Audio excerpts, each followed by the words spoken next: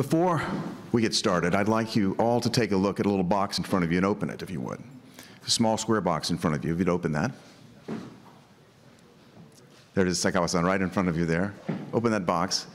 There's a small gift in that box from me, and I want to invite you to use that gift tonight after the President departs to step outside and celebrate with a small afterglow in celebration of the arrival of the President of the United States for the first state visit of the Reiwa era.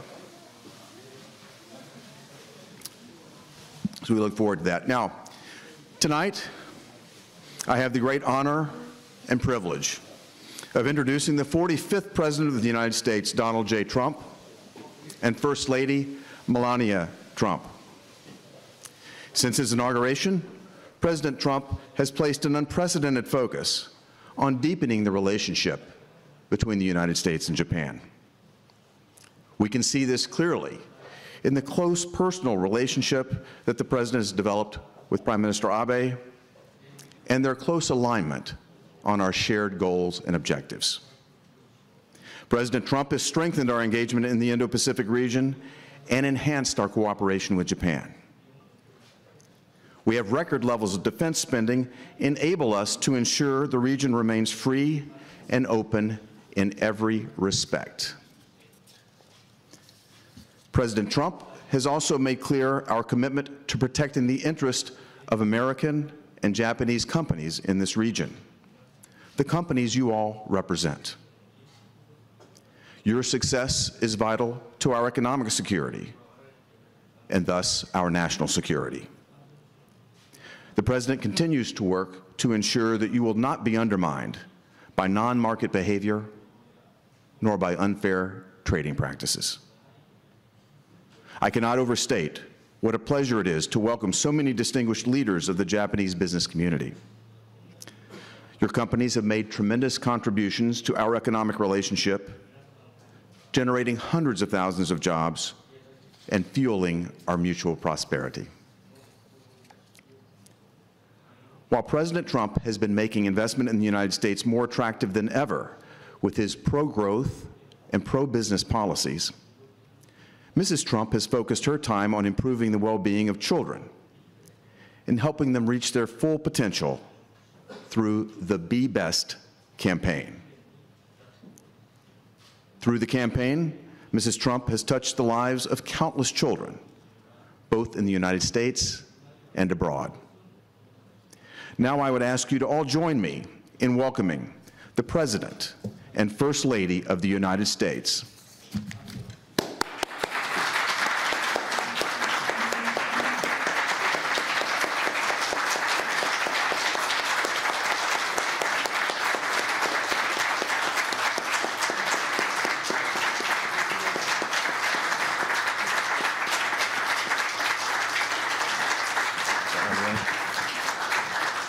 Well, thank you very much.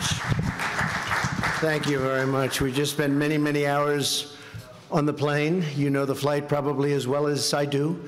And here we are. We just walked off the plane, and here we are, along with probably 40 of the greatest business leaders in the world. So thank you very much. Please sit down. Thank you. Thank you, Ambassador Hagerty, and you've been doing a fantastic job. Everybody's talking about the job. Do we like the job he's doing, folks? Right?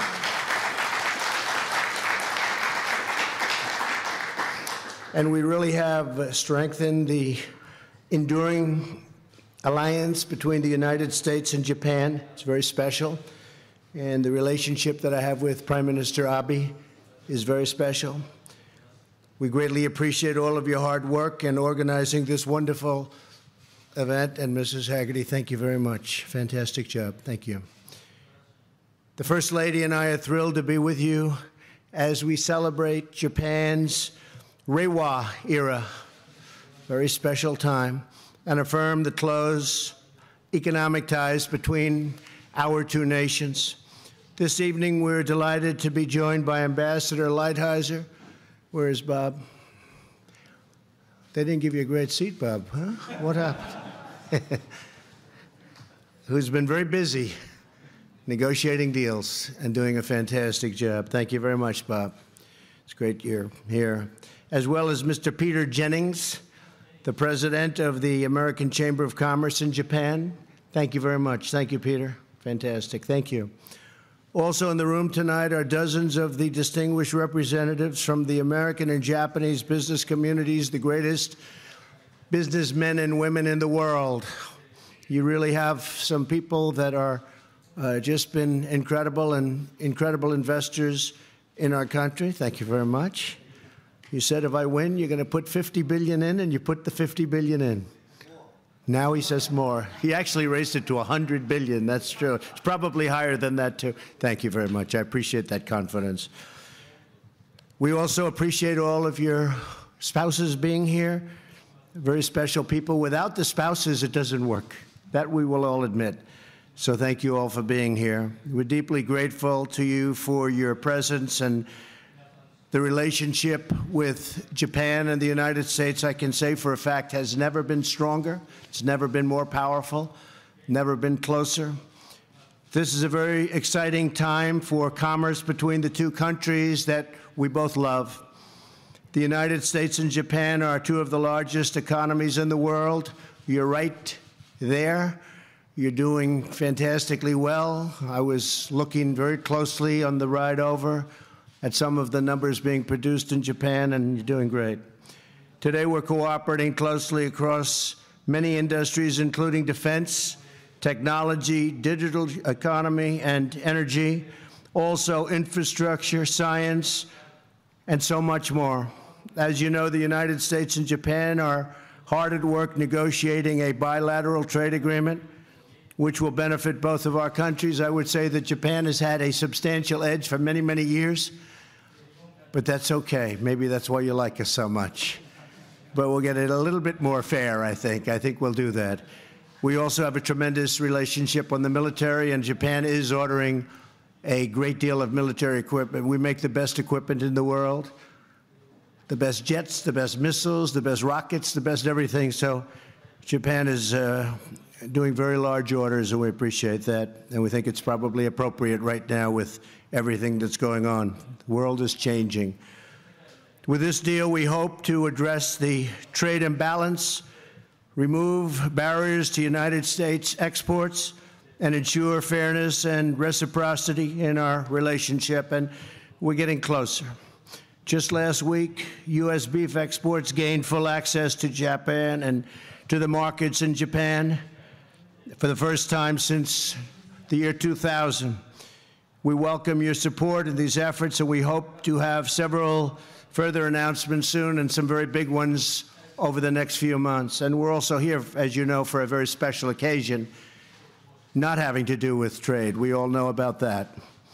Our nations are also working together to promote mutually beneficial investment. The United States is currently Japan's top foreign direct investor by far, and overall, Japanese investment in the United States supports nearly 1 million jobs, and that number is going up very rapidly. In fact, we're looking at projections with all of the money coming in for the new auto plants and other things.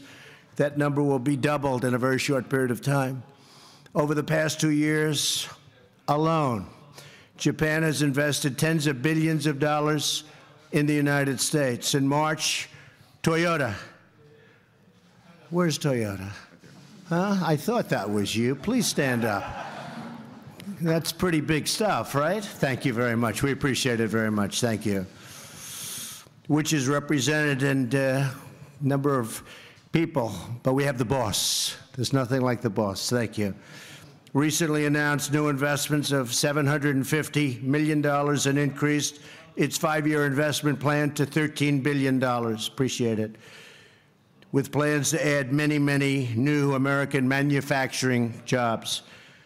And last month, SoftBank and Denso, where are they, please? Where are they? Well, this guy. Where is, do you have another, or you do? That's what I thought. Thank you very much. Thank you. Appreciate it. Joined Toyota in announcing a $1 billion investment to help Uber developed self-driving cars and technology, and I guess self-driving cars are becoming a bigger and bigger thing. What do you think? Yes? That's the future? If you say that's the future, I'm okay with it. It seems very strange when you look over and there's nobody behind a car going 60 miles an hour, but when you say it, I'm good with it. I hope many of you in the room will also significantly increase your investments in the United States. There's no better place to invest. You look at what's happened with our stock market. It's up almost 50% since my election in 2016. We have the best employment numbers we've ever had as of this week. We have almost 160 million people working. It's the most we've ever had working. And we have the best unemployment numbers we've ever had, specifically on groups: African American, Asian American, Hispanic American, the best historically. With women, we have the best numbers we've had in now 71 years. It's going to be very soon a historic number, meaning the best ever. So there's never been a better time to invest and to do business in the United States. We have some interesting trade deals going on. I'm sure you haven't read too much about it with China and some others, but it seems to be working along actually quite well. Last year, for the first time in a decade, the United States was ranked the most competitive economy anywhere in the world. During that year, our economy grew at 3%, and if the Fed didn't raise interest rates, frankly, it would have been much higher than 3%. And the stock market, as high as it's been, would have been at least, I think, probably anywhere from 7,000 to 10,000 points higher. But they wanted to raise interest rates. You'll explain that to me. According to the World Economic Forum, our financial system and business dynamics and labor market all ranked #1 anywhere in the world. Manufacturing and small business optimism have set all-time records, and consumer confidence has just surged to a 21-year high. So they do studies, they do polls, and we're literally at the top of every study and every poll. So that's good. The optimism is what it's all about when you think about it.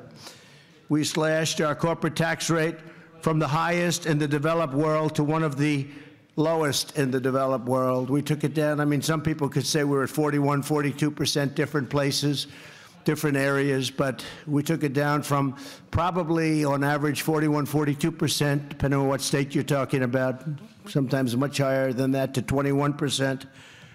And people were pretty amazed that we got that through. But what it meant is tremendous investment in jobs, because capital investment is now 100% deductible. And that's something that people thought would never happen, they'd never see. You have one-year deductions, where it used to be in many cases 40-year deductions. And we've cut red tape and job-killing regulations at an unprecedented rate, the most ever by a president. And you could take 4 years or 8 years or more than that in one case. And the fact is that nobody has ever cut regulations like we have. We've eliminated more than 30,000 pages from the Federal Register of regulations. These are all regulations, thousands and thousands of pages. They're all gone. And we still have regulation, but it's sensible regulation. It's environmentally excellent, and things are getting done. In Louisiana, I just left Louisiana a few days ago. They opened an LNG plant. It's a $10 billion investment. Many Japanese investors, actually, in that plant. Anybody in this room investing in that plant in Louisiana? It just opened. It's too bad, because we're... Back at the back table. Congratulations, because I hear you sold out for 20 years, right? That's been a good one. Are you happy with the investment? Okay, good. I think you would be. I've heard it's been very good. But we got the permits. That was stuck for years and years and years where they couldn't get permits. We got the permits as soon as I got into office. I made sure that people were able to get permits to build. And that LNG plant is one of the biggest in the world. It is absolutely magnificent. Of course, most people have no idea what they're looking at. This is a building that's 1.5 miles long, and it's all pipes. It's all pipes. But in those pipes are a lot of energy is being produced. And they were telling me the numbers and the amounts. It's incredible. And now they're building many more. So we're really doing something very special. The United States, as you know, has become the #1 country in the world during my administration, 2.5 years, in energy. So we're now #1 in the world, and actually we're #1 in the world by far. And if I get the pipelines approved in Texas, which have been under consideration for many, many years, we'll get them done quickly because it's a good thing. And if we get that, we'll be up another 20 to 25%, just that one move with the pipelines. We were able to do as you know, the Dakota Access Pipeline, and we were able to do many pipelines. Many, many pipelines got approved that were stuck. They were absolutely stuck. You know, the Keystone XL pipeline, the big one, I did that in my first week in office, 48,000 jobs, and that's now under construction. So we want U.S. companies, we want Japanese companies, we want firms from all around the world to build and hire and grow in the United States. It really is a special place, and we really have made it much easier. We've gotten rid of a lot of the red tape. As an example, if you look at the various types of plants, nobody was getting them approved. Nobody was getting them out of the EPA. You couldn't get refineries done. You couldn't get anything. We were sending our raw product way far away to foreign countries to have it refined, and then would bring it back to the United States. And now we have plants the likes of which nobody's ever seen, actually. Commerce between the United States and Japan is essential to ensuring a future of peace and prosperity for all of our citizens. That relationship is so important. And I will say this, I met with some of our generals this morning before we left, and the relationship they have with the Japanese generals has been incredible, and they have tremendous respect for them, too, tremendous respect. If you join in seizing the incredible opportunities now before us in terms of investments in the United States, I think you're going to see tremendous return on your investments. It's my sincere hope that the Reiwa era, the economic ties between the United States and Japan, continue to grow deeper and stronger if that's possible. I think we right now probably have the best relationship with Japan that we've ever had. And that goes back a long way, but I don't think it's ever been better. This probably is the best, and we're going to keep it that way. So I look forward to seeing you all. I look forward to shaking your hands right now. I know the media finally will get them to go back and rest because many of them came on the flight with us, and I'm sure they want to go home. I'm sure they wouldn't want to stick around and hear any of these conversations. But anyway, we had a good time on the flight. We had a great flight, and it's an honor to be with you again. I've been to Japan many times and have so many friends, and they are just, it's a great place with great, great people. Really great, great people. Thank you very much, and let's say hello to everybody. Thank you. And thank you very much. Thank you.